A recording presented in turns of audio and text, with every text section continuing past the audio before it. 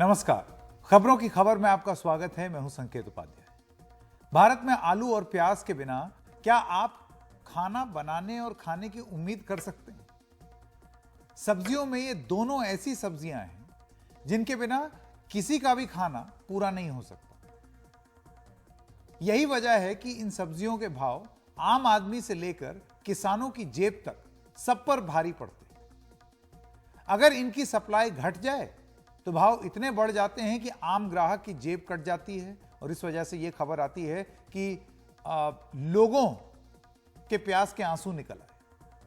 और अगर सप्लाई बढ़ जाए तो भाव इतने ज्यादा गिर जाते हैं कि उत्पादक किसानों के सामने एक बहुत बड़ा संकट पैदा हो जाता है। तो उस तरफ किसान रोता है, इधर उपभोक्ता, उधर किसान।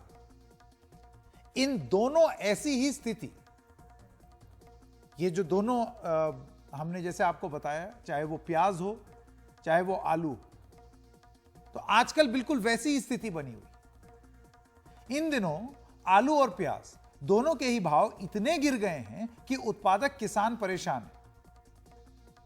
पहले करते हैं प्याज की बात, उसके बाद आलू की बात करेंगे, जिसने भारत में जो कई बार हैं, जो राज्य उनकी सरकारें गिरा दी हैं। आपको याद होगा कि 90s में दिल्ली में एक सरकार गिर गई थी, और भी जगहों पर सरकारें गिरी हैं प्याज को लेकर के। लेकिन वो प्याज के दाम जब बढ़े थे उसकी वजह से यहां घट गए हैं और किसान रो रहा है। अब ये तस्वीरें देखिए, ये नासिक के येओवा तालुका की हैं, जहां एक किसान प्याज के सही भाव न मिलने से इतना परेशान हो गया कि उसने 1.5 एकड़ में लगी हुई अपनी प्याज की फसल को आग के हवाले कर दिया।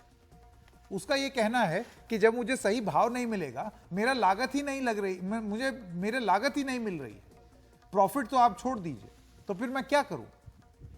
कृष्णा डोंगरे नाम के इस किसान ने जब प्याज बेचने के लिए मंडी में भाव पता किया तो वो कहता है उसको यह पता चला कि उसकी फसल की जो कीमत है वो सिर्फ 25,000 रुपए है, जबकि इन फसल को उगाने के लिए वो 1.5 लाख रुपए खर्च कर चुके हैं। 1.5 लाख रुपए लागत, 25,000 रुपए कमाई। हमारे सहयोगी सोहित मिश्रा ने इस किसान कृष्णा डोंगरे से जब बात की तो उन्होंने कहा कि फसल को मंडी तक ले जाना और भी भारी पड़ता, इसीलिए नाराजगी में उन्होंने अपनी ही फसल को होली से पहले ही जला दिया, जैसे होलिका दहन होता है उस तरीके से। और ये उन्होंने क्यों किया? वो कहते हैं ताकि सरकार के कान पर कुछ जूं तो रहेंगे जो कि बात कर रही है कि लोगों की और खास तौर से किसानों की आमदनी बढ़ाने की, वो किसानों की सुध तो ले। आइए सुनते हैं कृष्णा डोंगरे क्या कहते हैं। अभी महाराष्ट्र में जगह जगह पे आपने देखा तो प्याज के रेट अगर देखे 200, 300, 400 रुपए बन रहे। इसको प्याज उगाने के लिए 1.25 लाख रुपए तक खर्चा आया था और मार्केट में लेके जाने के लिए 30,000 रुपए खर्चा आने वाला है। अगर ये रेट से प्याज चला गया तो जेब से पैसे जाने वाले। इस आधार से केंद्र और राज्य की कुछ उनके दिमाग में कुछ आए कि किसान के पीछे खड़ा रह सके, इसके कारण मेरे को प्याज जलाना पड़ता। कृष्णा डोंगरे के ठीक बगल वाले खेत को भी देखते हैं। 60 साल के किसान हैं ये, जो आपको स्क्रीन पर दिखाई दे रहे हैं। इनका नाम है भास्कर अहिर। इन्होंने यहां पर 2 एकड़ में प्याज की खेती की। इनकी फसल तैयार होने में अभी करीब 2.5 महीने बचे हैं, लेकिन अपने पड़ोसी की हालत देखकर वो भी अपने भविष्य को लेकर के बहुत परेशान। काय करणे, शेवट तर पर्याय सोडूनच देणे असं, बाकी काय। अगर ऐसा ही चलता रहेगा तो खेती करना छोड़ना पड़ेगा। आज 300 रुपए की मजदूरी है। इस दाम में केवल मजदूरी का पैसा ही निकलेगा। खुद के लिए दिन रात मेहनत करने के बाद भी हमें कुछ नहीं मिलेगा। स्वतःला काही एक राहणार नाही, रात्र दिवस राबून महीनों काही तक मिळत अपने नाही। फसल पर मेहनत करने के बाद उसे इस तरह से जला देने से पता चलता है कि ये किसान कितने परेशान हैं। दरअसल जिस तरह से बाजार में अभी इसके दाम चल रहे हैं, इन किसानों का बर्बाद होना तय था। इस किसान ने बस बाजार जाकर किसी सेठ के हाथों बर्बाद होने से खुद अपनी फसल को जलाकर बर्बाद होना सही समझा। सवाल यह है कि किसानों की परेशानियां तो बरकरार है, लेकिन क्या कोई सुन रहा है? क्योंकि अब तक सरकार की ओर से इनकी समस्या का समाधान दिलाने वाला कोई भी यहाँ पर नहीं आया है।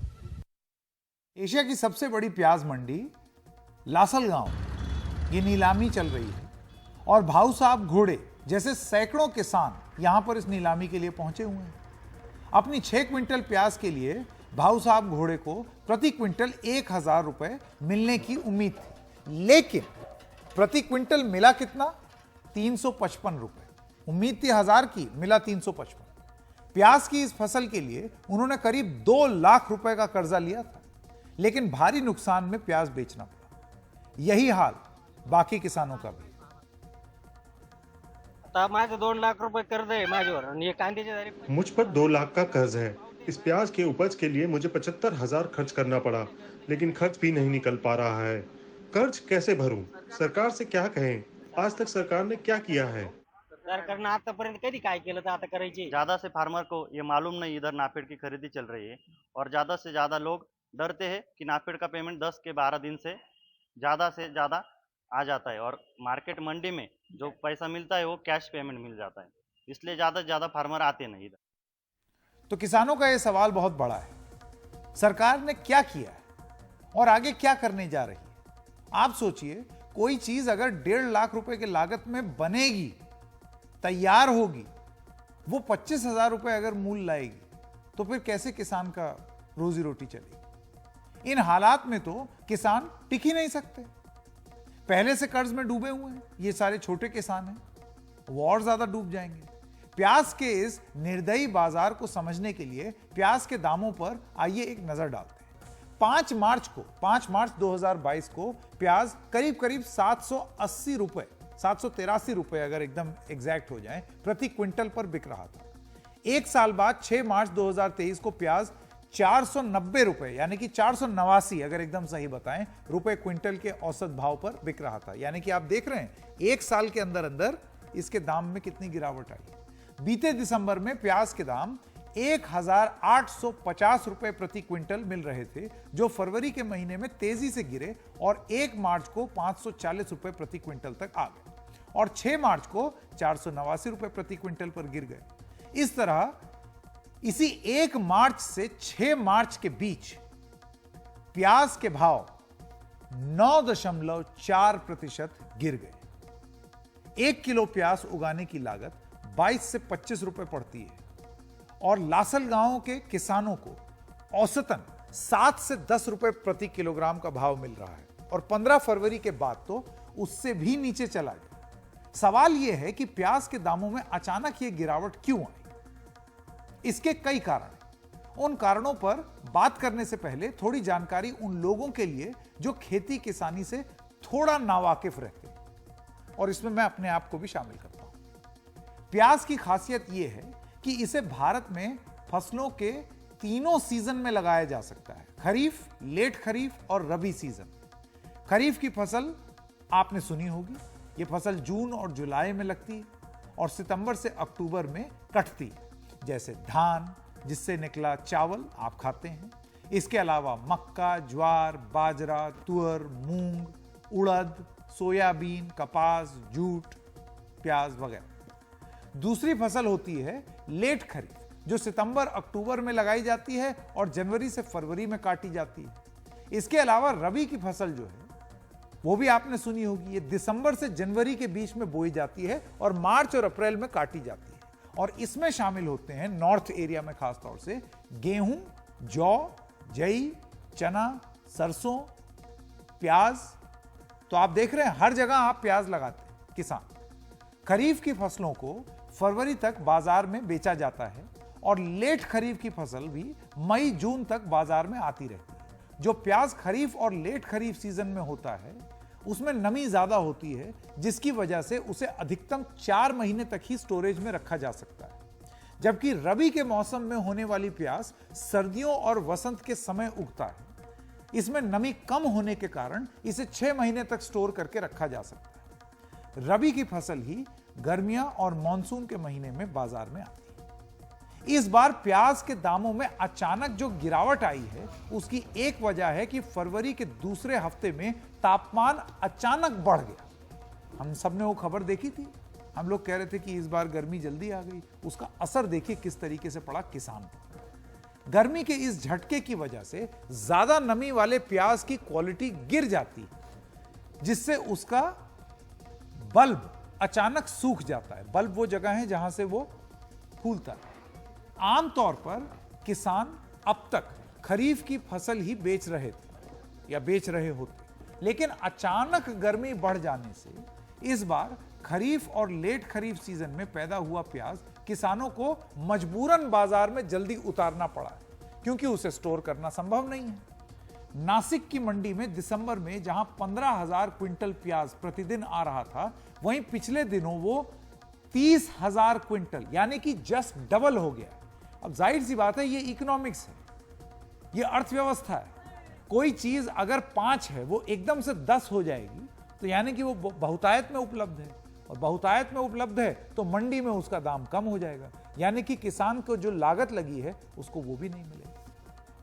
तो लासलगांव मंडी में 1,000 रुपए से 11,000 रुपए 1100 रुपए तक मिल रहे जो पर क्विंटल जो प्याज थी, वो अचानक अगले ही दिन 1,000 रुपए से नीचे आ गया। फरवरी के अंत तक इस दाम में 500 से 550 रुपए तक की गिरावट आ गई, और अभी तो प्याज की रबी की फसल आनी है। हालांकि उसमें अभी कुछ समय है, तो तभी कुछ राहत की उम्मीद भी कर रहे हैं किसान कि तब तक हो सकता है कुछ राहत मिले। प्याज के कुल उत्पादन का करीब 70% रबी के सीजन में होता है। इस बार किसानों ने रबी का प्याज 20% से ज्यादा इलाके में लगाया है। उम्मीद कर रहे थे ना कि इस टाइम फ्रेम के हिसाब से चलेगी तो ठीक, जो उन्होंने पैदा किया है, जो पैदावार है, उसके हिसाब से उनको कुछ मिल जाएगा, लेकिन वो नहीं हुआ। तो प्याज के दामों में अचानक गिरावट की पहली वजह तो ये है कि एक तो प्याज की बंपर फसल हो गई, और ऊपर से मौसम की मार, अचानक गर्मी पड़ने से प्याज की तुरंत ही बाजार एकदम से बनी और उसको बाजार में उतारना पड़ा, और इस वजह से उसके भाव आकर के एकदम नीचे गिर गए। बाजार में उतरे इस प्याज की गुणवत्ता कम है, यानी कि उसकी इन एनी केस वैल्यू ज्यादा नहीं। गर्मी बढ़ने से वो और खराब होगा, इस वजह से किसान उसे जल्दी बेचना चाहता है, और वैल्यू और घट गई है। तो मजबूर किसान क्या करे? आप इसको स्टोर भी नहीं कर सकते।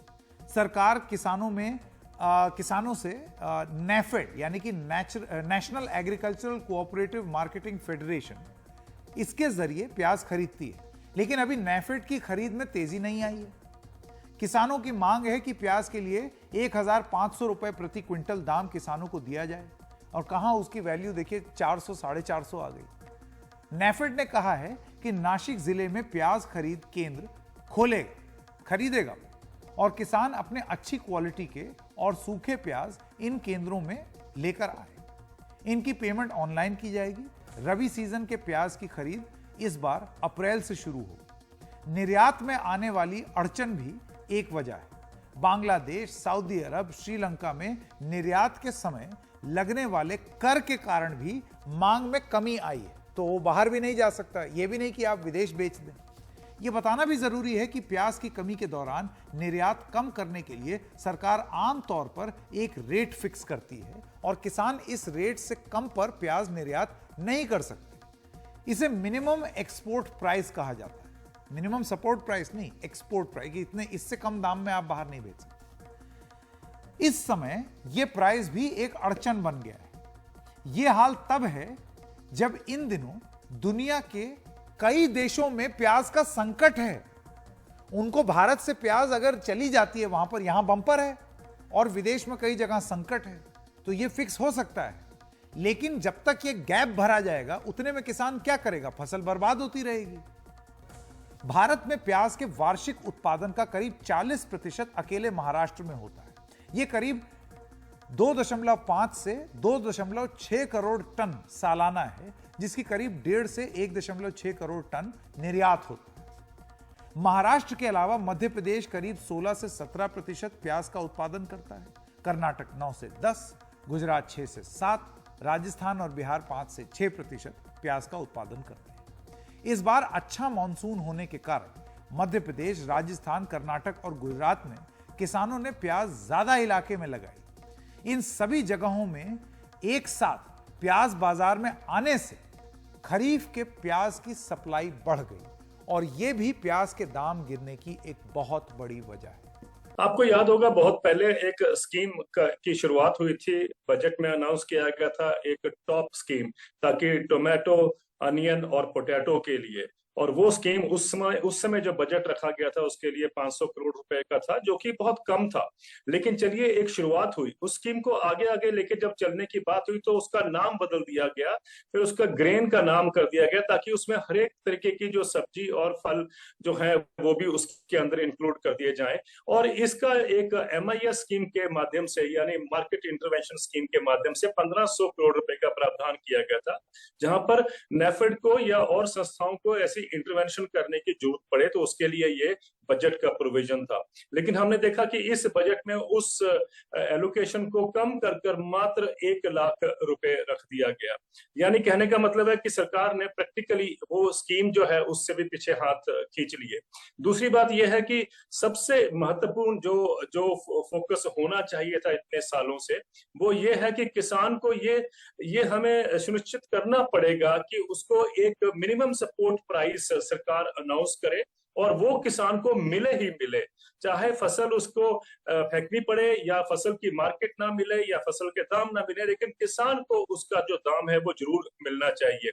मैं इसलिए कह रहा हूं क्योंकि अगर हम देखें कि अगर जो अनियन की हम बात करते हैं, प्याज की बात करते हैं, अगर हमने प्याज का मूल्य 10 रुपए रखा होता प्रति किलो, तो कम से कम किसान को ये जो इतना सारा उसका आप देख रहे हैं जो अनियन है या प्याज है जो सड़कों पर फेंका जा रहा है या जिसकी होली भी जलाई जा रही है, आज हुआ है ऐसे, तो वो उससे उसको निजात मिलती।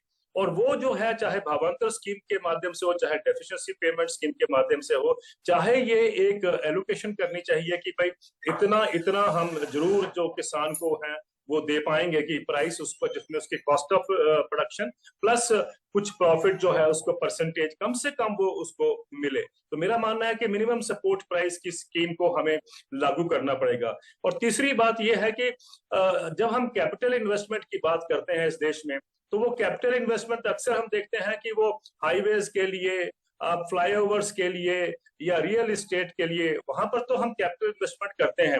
लेकिन जब एग्रीकल्चर की बारी आती है और एग्रीकल्चर में जहां पर कैपिटल इन्वेस्टमेंट होना वहां पर नहीं हो रहा है, क्योंकि हमारी कहीं ये सोच में ही नहीं है कि एग्रीकल्चर भी जो है उसमें कैपिटल इन्वेस्टमेंट की बहुत जरूरत है, जिसको हम कहें कि या कोल्ड स्टोरेज के माध्यम से हो या और भी जो एनेबलिंग इंफ्रास्ट्रक्चर की हम बात करते हैं एग्रीकल्चर में, मंडियों के ऊपर छत तो हो कम से कम।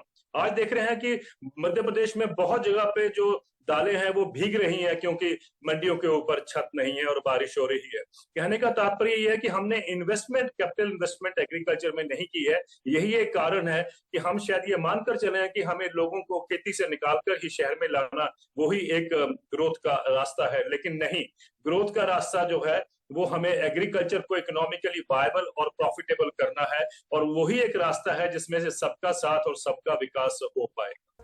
अब जब प्याज की कीमतों तक, ये जो प्याज की जो कीमतें हैं इन पर इतनी बात कर ली है, तो एक नजर आलू पर भी डाल लेते हैं, क्योंकि ये सिर्फ प्याज का रोना नहीं है, आलू के साथ भी यही हो रहा है। किसानों को मिलने वाली आलू की कीमतें भी औंधे मुंह गिर गई। आलू उत्पादक किसान परेशान है।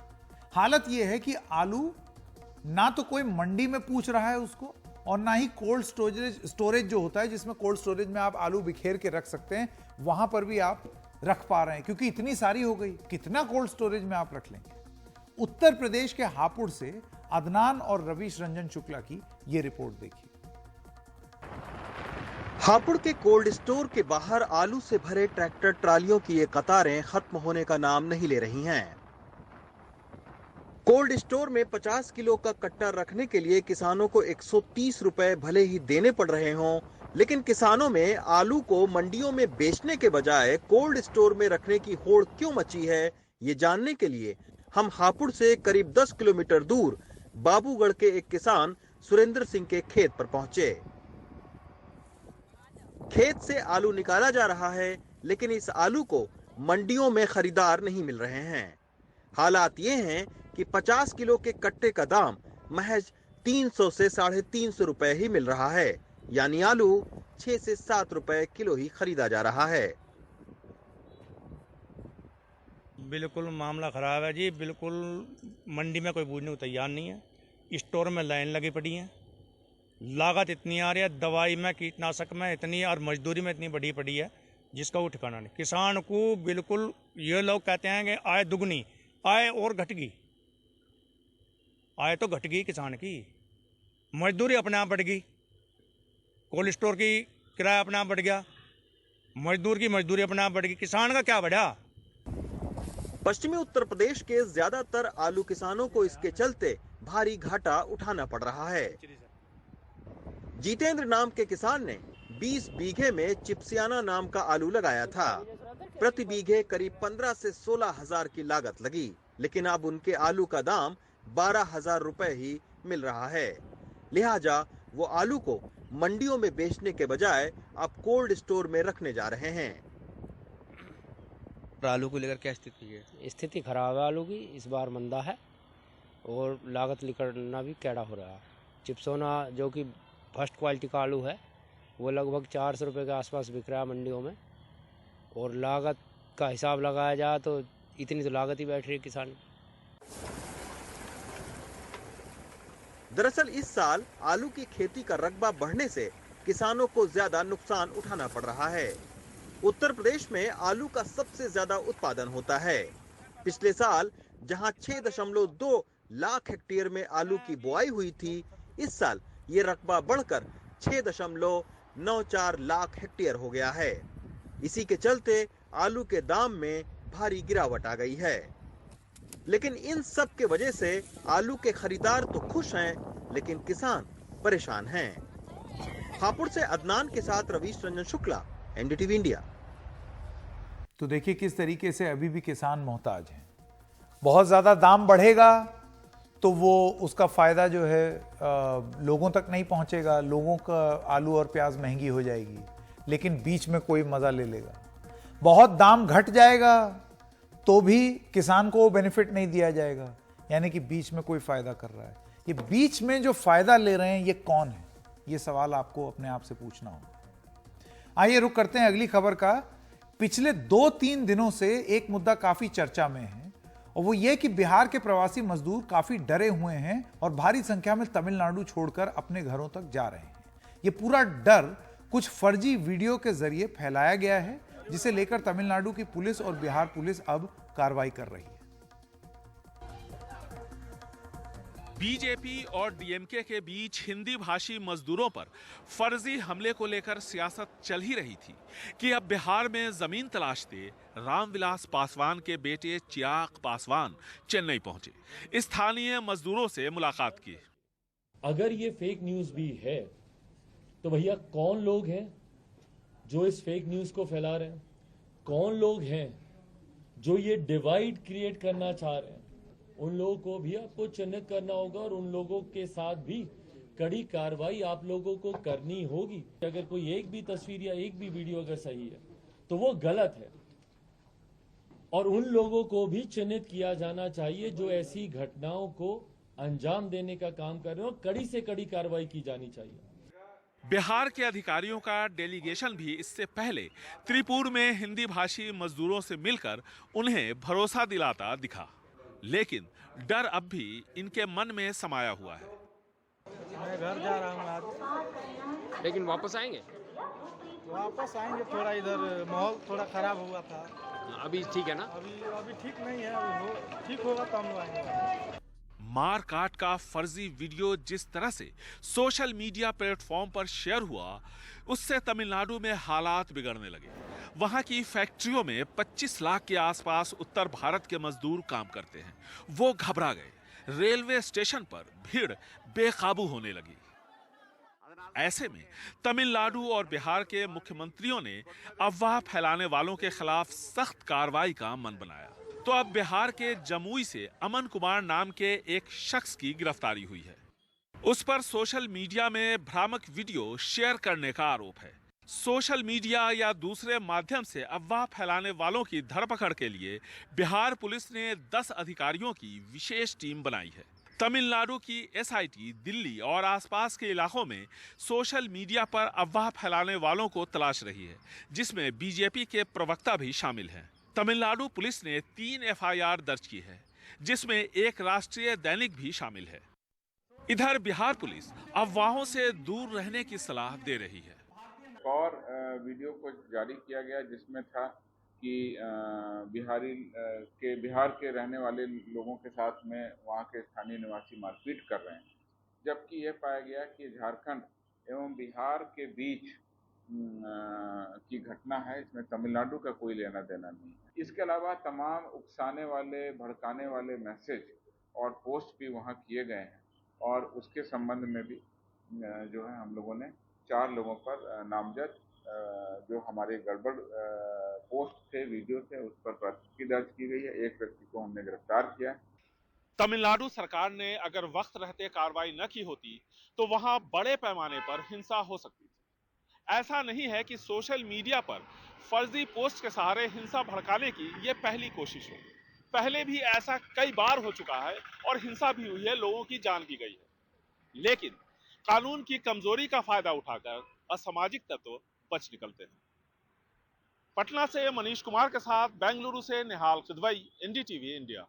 आइए अब बात करते हैं विपक्षी एकता का जो पूरी प्रक्रिया चल रही है उसमें एक और मुहिम की। दरअसल कपिल सिब्बल जो कि एक वकील हैं, राज्यसभा सांसद हैं, मंत्री रह चुके हैं यूपीए के दौरान, उन्होंने एक नई चीज लॉन्च की। पार्टी नहीं है, राजनीतिक दल नहीं है, लेकिन वो कहते हैं कि जिन जिन लोगों को नाइंसाफी से दिक्कत है उनके लिए मैं एक फोरम लॉन्च कर रहा हूं जिसका नाम है इंसाफ के सिपाही। अब ये उनका नया मंच है। क्या करता है ये मंच? वो कहते हैं देश में अन्याय से लड़ने के लिए उनका ये मंच है। सबको इस मुहिम में जुड़ने के लिए उन्होंने कहा है। विपक्षी नेताओं को मुहिम में आमंत्रित किया है। 11 मार्च को जंतर मंतर में एक जनसभा करेंगे। भारत के लिए नया विजन रखने की वो बात कर रहे हैं। वो कहते हैं ये मंच संवैधानिक मूल्यों के लिए लड़ेगा और इंसाफ के बारे में बात कर रहा है। और ये मंच राजनीतिक मंच नहीं होगा, लेकिन अगर राजनीतिक दल नाइंसाफी के खिलाफ लड़ना चाहते हैं तो वो यहां पर एक मंच पर आ सकते हैं। अब उनके इस मंच का स्वागत और समर्थन किन किन लोगों ने किया आप वो देखिए। और यहां पर एक कहानी छुपी हुई।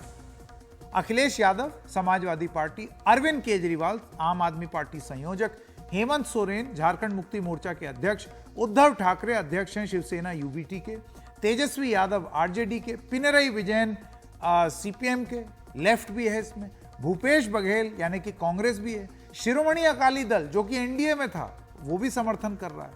तो ऐसे में क्या ये एक उम्मीद जग रही है कि वो ऐसे लोग जो कि कभी साथ नहीं थे वो साथ आएंगे?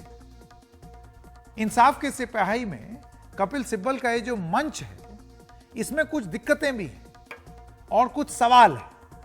क्या सिब्बल विपक्षी दलों को साथ ला सकते हैं? क्या यह मंच बीजेपी के लिए एक चुनौती बन सकता है? राजनीतिक बदलाव के लिए क्या यह मंच साथ में लोगों को ला सकता है? और क्या इस तरीके की पार्टियां साथ में, जैसे आम आदमी पार्टी और कांग्रेस साथ में आ जाएंगे, या टीएमसी और कांग्रेस साथ में आ जाएंगे, या बीआरएस और कांग्रेस साथ में आ जाएंगे? क्या यह मंच वो काम कर सकता है? हमने बात की कपिल सिब्बल से। आइए आपको सुनाते हैं ये इंटरव्यू। एनडीटीवी की इस विशेष प्रस्तुति में आपका स्वागत है। हम जानते हैं कि विपक्षी एकता को लेकर के कई बार कई बातें कही जा चुकी हैं। एक फ्रंट, दूसरा फ्रंट, तीसरा फ्रंट, तमाम तरीके के प्रयास किए जा चुके हैं। लेकिन पिछले हफ्ते एक ऐसा प्रयास हुआ जो कि राजनीतिक प्रयास पूरी तरीके से नहीं बोला जा सकता, पर उसको लेकर के एक विपक्षी एकता दिखने को मिल रही है। यानी कि वो लोग जो साथ में नहीं बोलते एक दूसरे के, वो भी इस प्लेटफॉर्म को लेकर के एक स्वर में नजर आ रहे हैं। और ये प्लेटफॉर्म है इंसाफ के सिपाही। और इसके जो आर्किटेक्ट हैं वो हमारे साथ बैठे हुए हैं। कपिल सिब्बल जी, आपका बहुत बहुत स्वागत एनडीटीवी में। सबसे पहला सवाल मैं ये पूछना चाहता हूं, सेपॉइज ऑफ जस्टिस, इंसाफ के सिपाही, ये क्या है? अगर आप दर्शकों को समझाना चाहें। पॉलिटिकल प्लेटफॉर्म है, 2024 से पहले आप कोई फ्रंट खोल रहे हैं? नहीं, क्या करना चाहते हैं? पहली बात तो ये, जो प्लेटफॉर्म जो है वो इंसाफ के सिपाही नहीं है, वो प्लेटफॉर्म इंसाफ है, जस्टिस है, न्याय है। इंसाफ के सिपाही उससे जुड़ जाएंगे, क्योंकि जो वेबसाइट है वो है www.insafkesipahi.co.in। तो आप उस पर क्लिक कीजिए, अपना नाम दीजिए और आप एक इंसाफ के सिपाही बनिए, ठीक है ना, ताकि बेइंसाफी जो हर स्तर पर, हर जगह पर हमें दिखती है, उससे अगर हमें मुकाबला करना है तो इंसाफ के सिपाही ही कर पाएंगे। और उसमें जो पहल जो होनी चाहिए वो वकीलों में होनी चाहिए, क्योंकि जो भी विश्व में जहाँ जहाँ भी बदलाव आया है वो वकीलों के द्वारा आया है, चाहे वो इंडियन वॉर ऑफ इंडिपेंडेंस हो, हमारी मूव फ्रीडम स्ट्रगल हो, में CR दास साहब थे, महात्मा गांधी जी थे, नेहरू साहब थे, मोतीलाल नेहरू थे, राजेंद्र प्रसाद थे, सरदार पटेल थे, बाल गंगाधर तिलक थे, अमेरिकन वॉर ऑफ इंडिपेंडेंस में थॉमस जेफरसन थे, एडम्स थे। तो मतलब कि हमेशा फ्रेंच रेवोल्यूशन में भी ऐसा ही हुआ, तो हमेशा वकीलों ने पहल ली है और बदलाव लाए हैं। तो हम चाहते हैं कि वकील आज के दिन चुप क्यों हैं हिंदुस्तान में, कहीं भी बैठे हों, उनको इंसाफ की लड़ाई लड़नी चाहिए और उनको इंसाफ के सिपाही बनना चाहिए, और इस देश का हर नागरिक इंसाफ का सिपाही बन सकता है। तो मेरी सोच ये है कि इंसाफ एक ऐसा प्लेटफॉर्म है जहाँ सब कोई लोग उसी प्लेटफॉर्म पर आकर एक संघर्ष कर सकते हैं, एक बेइंसाफी का विरोध कर। और इसकी ज़रूरत आपको महसूस हुई क्योंकि बेइंसाफी हर स्तर पर चल रही है आज के दिन, हर गली में जिस तरह में हिंसा का दौर है, और आजकल हम किसी इंसान को इंसानियत के नज़रिए से नहीं पहचानते। छोटी सी बात आपको बताऊं, जब हम पैदा होते हैं तो हम एक इंसान पैदा होते हैं, उसके बाद अगर संविधान हमको नागरिकता देता है तो फिर हम नागरिक बन जाते हैं। उसके बाद हम ब्राह्मण हो, क्षत्रिय हो, उसके बाद हमारा वो एक फैक्टर है, उसके बाद हम किसी जाति के हैं। तो हिंदुस्तान में तो जो हम देख रहे हैं लोगों को, वो तो किसी को धर्म के नज़रिए से देखते हैं, नागरिक के नज़रिए से देखते हैं, इंसान के नज़रिए से देखते हैं। तो ये एक बुनियादी बेइंसाफी है, उसको हमें दूर करना है। पर सिब्बल साहब, अब ये देखिए, आप जो नाइंसाफ़ी की बात कर रहे हैं, ऐसे लग रहा है कि आप ये मान बैठे हैं कि नाइंसाफ़ी इस देश में 2014 के बाद ही शुरू हुई, उससे पहले नहीं थी। जिस सरकार में आप थे उसमें नहीं, लोगों पर कभी भी उसका जो स्तर है, ठीक है ना, अब तो लक्ष्मण रेखा से पार हो चुका है। जिस तरह से बेइंसाफी का हम दौर देखते हैं, मैंने तो कभी इतने वाकई हिंसा के आज तक नहीं देखे। किसी को कोई और साथ में सिपाही लोग क्रिमिनल्स के साथ मिलकर किसी की हत्या करें और कोई सब चुप है, प्रधानमंत्री जी भी चुप है, ठीक है ना। किसी के ऊपर गाड़ी चला दी जाए, लोग चुप है। किसी को कोई दलित पानी पीना चाहता है कहीं से, तो उसको मारते हैं, पीटते हैं, उसकी हत्या भी हो जाती है, लोग चुप हैं। क्यों? ऐसा तो मैंने पहले नहीं देखा। होता था, पहले भी होता, ये नहीं, लेकिन इसको हमने बदलना है। और जब तक, और देखिए, जो बुनियाद, संविधान का बुनियाद है वही इंसाफ है। संविधान का बुनियाद ही इंसाफ है। Social justice, social, economic and political, आर्थिक इंसाफ, राजनीतिक इंसाफ, सामाजिक इंसाफ। तो आपके इस प्लेटफॉर्म में इन सब एरिया में जो लोग काम कर रहे हैं वो सब उनका स्वागत है। बिल्कुल, यानी कि पॉलिटिकल लोगों का भी स्वागत है, क्योंकि वहां से मैं देख रहा हूँ सैटरडे को आपने ये इसका ऐलान किया, तब से अखिलेश यादव समाजवादी पार्टी, आरजेडी के तेजस्वी यादव और शिरोमणि अकाली दल, मतलब जो कि एनडीए में थे, वो भी आपके मंच का समर्थन कर रहे हैं। कांग्रेस ने समर्थन किया, केरला चीफ मिनिस्टर लेफ्ट का समर्थन, तो सोरेन साहब ने किया। हाँ, सोरेन साहब ने किया, तो सभी लोगों ने किया। हाँ, ऐसे में आप इसको एक ऐसा मंच की तरह भी देखते हैं जो कि कई विपक्षी दलों में जो वो एकता लाने की सोच रहे थे या बात कर रहे थे, वो एकता आपके मंच के द्वारा भी आ सकती है। नहीं, देखिए, ऐसा है कि मैं कोई इसमें, मेरा कोई पॉलिटिकल मोटिव नहीं है, राजनीतिक कोई दृष्टिकोण से नहीं मैं देखता। इतना ही देखता हूँ कि ये एक ऐसा प्लेटफॉर्म है जहाँ कोई भी राजनीतिक दल विरोध नहीं कर सकता। मोदी जी भी विरोध नहीं कर सकते। फिर तो आप स्वागत कर दीजिए। तो मैं तो कहता हूँ ना, मोदी जी आए, इस प्लेटफॉर्म से जुड़े, और जो बेइंसाफी हो रही है उनके नजरिए से हो रही है। आप स्वागत कर रहे हैं नरेंद्र मोदी का कि वो आपके प्लेटफॉर्म से जुड़ आए, और जो बेइंसाफी इस देश में हो रही है, राजनीतिक, सामाजिक और आर्थिक, उसको दूर करें। हम सुझाव देने के लिए आरोप तो आप उन्हीं की सरकार पे लगा रहे हैं। तो हो रही है ना भैया, हो रही है ना। तो अगर वो सुधार करने के लिए तैयार हैं तो हम सुझाव देंगे उनको कि कैसे सुधार हो। पर अगर लेकिन यहाँ तो कोई मानने ही नहीं वाला। सिब्बल साहब, अगर ये एक मंच बन जाता है जहां पर ये विपक्षी एकता का प्रतीक की तरह इसको देखा जाना शुरू हो जाए, आप कह रहे हैं आप बाय डिजाइन आपने ये नहीं सोचा है, लेकिन अगर ऐसा होता है तो इसमें हर्ज क्या है? बिल्कुल, हम स्वागत करेंगे, क्योंकि ये लड़ाई 2024 में इंसाफ के आधार पे होगी मेरे हिसाब से, और सब पार्टियां इसमें जुड़नी चाहिए, और सब पार्टियों ने इसका इसीलिए स्वागत किया है क्योंकि देखिए, क्योंकि ये बड़ा विचित्र, सिब्बल साहब देखिए, आम आदमी पार्टी जो है वो कांग्रेस के साथ नहीं दिखती, टीआरएस जो है वो कांग्रेस के पक्ष में बात नहीं करती, लेकिन दोनों पार्टियों ने, आपने और कांग्रेस ने, दोनों ने आपके इस फ्रंट का समर्थन किया। तो आपको लगता है कि ये वो एक प्लेटफॉर्म बन सकता है जहां जो लोग नाराज हुए रहते हैं विपक्ष में एक दूसरे से, वो एक मंच पर आ सकते हैं? बिल्कुल आ सकते हैं। देखिए, अगर हम एक राष्ट्रीय स्तर पर कैंपेन इंसाफ की करेंगे ना, कि हमें इंसाफ चाहिए, जैसे हर जगह ये ईडी भेज रहे हैं, हर जगह सीबीआई भेज रहे हैं, गिनी चुनी सरकारें जो हैं उनको ये टॉपल कर रहे हैं, आपको मालूम है कि इसके पीछे सोच क्या है और इसके पीछे क्या क्या होता है। हाँ, और आप मतलब कि महाराष्ट्र सरकार को कुछ लोगों को आप सूरत ले जाओ, उसके बाद आसाम ले जाओ, वहाँ मतलब कि ये जो बेइंसाफी हो रही है ये सब दुनिया जानती है, हमारे देश का हर नागरिक जानता है। तो इसको बेइंसाफी को ख़त्म करना है हमें, और 8 सरकारें इन्होंने ऐसे गिरा दी।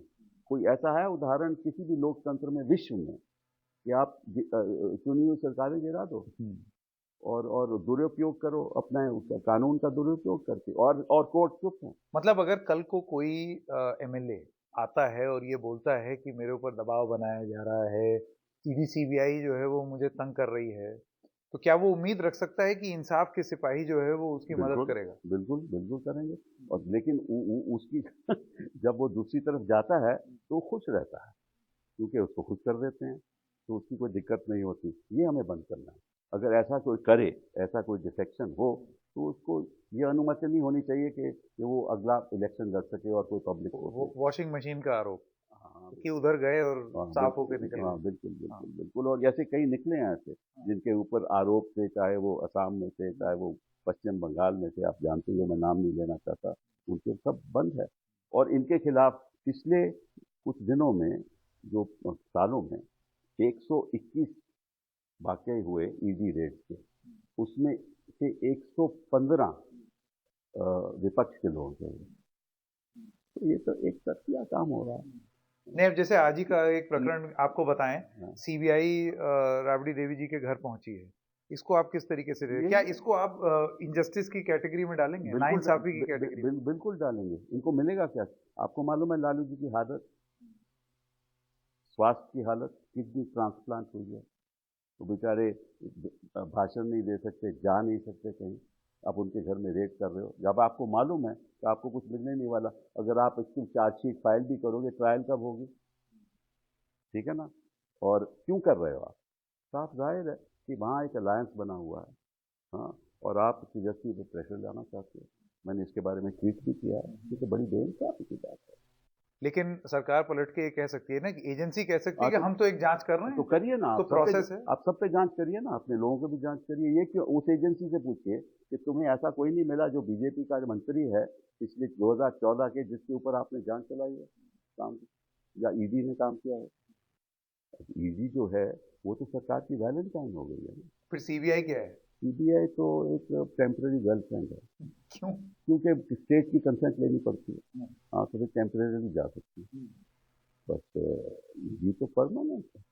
मतलब जो ये कहेंगे ईडी करेगा। तो इसी को आप नाइंसाफी बुला रहे हैं? अरे ये तो कुछ भी नहीं। हाँ। सबसे बड़ी नाइंसाफी तो सामाजिक नाइंसाफी, किस तरह से हिंसा लोगों के हो रही है। क्यों? क्योंकि वो किसी धर्म के हैं, किसी जाति के हैं। इसलिए मैं ये सवाल पूछ रहा हूँ ना सिब्बल साहब, ये तो पहले भी होता था। मैं कौन सा कहता हूँ नहीं होता था? इतना कभी आपने देखा? जब पानी सर से ऊपर से निकल जाए तो फिर तो कहीं ना कहीं तो ऊपर उठना चाहिए। अब बात करते हैं, क्योंकि आपने बोला सामाजिक बदलाव और राजनीतिक बदलाव, सब इस मंच के माध्यम से अगर कुछ बदलाव आ सकता है तो। बिल्कुल बिल्कुल। 11 मार्च को मेरे ख्याल एक आप मंच पर रहेंगे, आप लोगों को आमंत्रित करेंगे कि वो आएं, जुड़ें। यहीं दिल्ली में संभवतः वो फंक्शन होगा, जो मुझे पता चला है।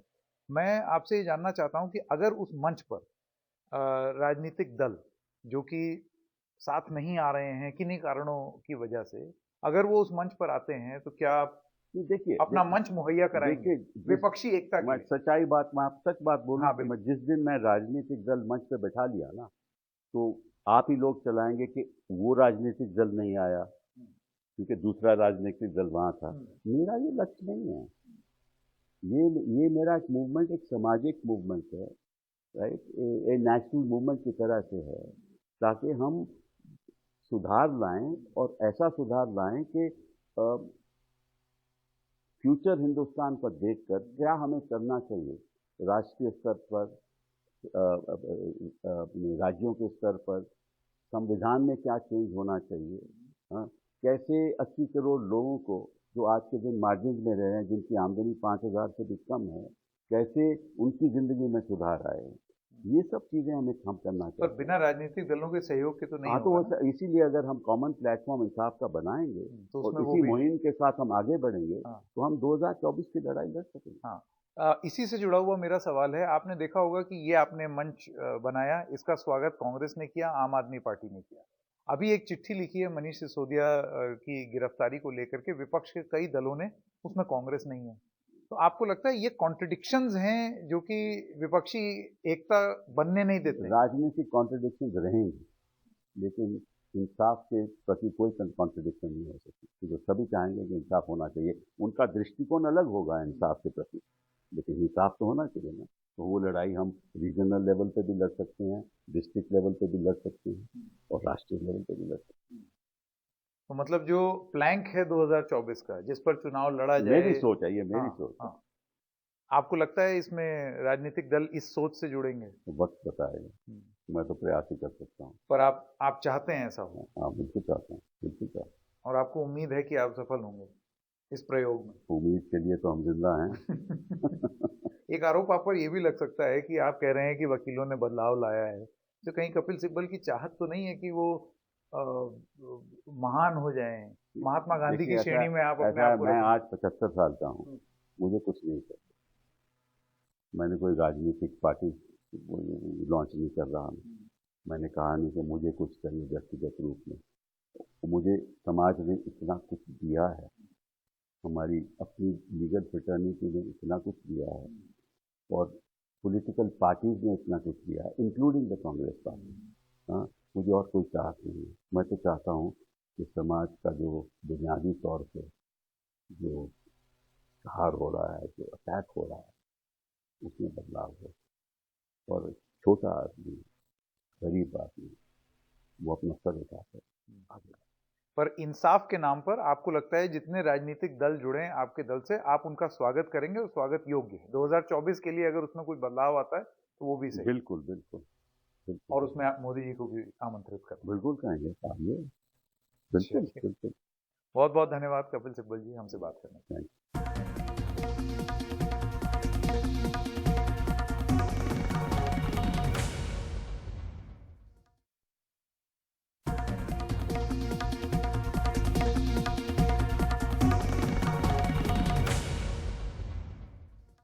ब्रेक के बाद आपका स्वागत है। अलग अलग तरीके से लोग फ्रॉड करते हैं और पैसा चोरी कर ले जाते हैं, लेकिन हमेशा ये माना जाता था कि ओटीपी आपसे मांगा जाएगा और उसके बाद ही वो फ्रॉड होगा। गलत तरीके से आपसे कोई ओटीपी ले जाएगा। लेकिन क्या हो अगर कोई ओटीपी मांगे ही ना, एक लिंक हो, आपने जैसे ही क्लिक किया उतने में ही पैसे गायब। इस तरीके के कई फ्रॉड अब सामने आ रहे हैं। आपको ये जानकर हैरानी होगी कि पिछले 3 दिनों में 40 लोग बैंक फ्रॉड्स का शिकार हो चुके हैं सिर्फ मुंबई शहर में। तो आइए ये समझ लेते हैं कि आप ऐसे बैंक फ्रॉड से कैसे बच सकते हैं और अगर ऐसा फ्रॉड आपके साथ होता है तो आप कैसे अपने पैसे वापस पा सकते हैं। अब पहली बात, ये फ्रॉड्स आखिर होते कैसे हैं? ये स्कैम मैसेजेस आपको एक लिंक पर क्लिक करने को कहते हैं, ये कहकर कि अगर आपने इस लिंक पर अपनी जानकारी नहीं डाली तो आपका अकाउंट बंद हो जाएगा।